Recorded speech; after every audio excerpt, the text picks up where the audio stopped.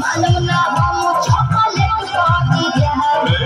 चली न चाट के कॉलेट पाती जा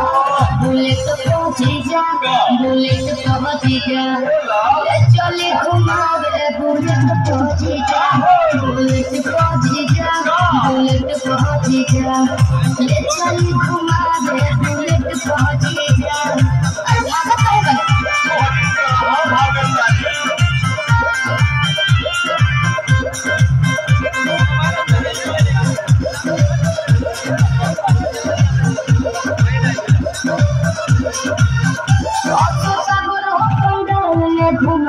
जीजा बिमल से सरधा पूरा दीजी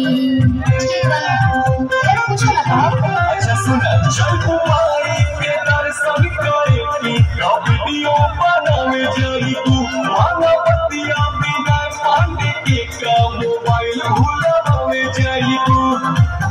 आई है नेटार गेट पहुंची जा चली पंडाल वाला गेट पहुंची जा बुलेट पहुंची जा बुलेट पहुंची जा ले चली घुमावे बुलेट पहुंची जा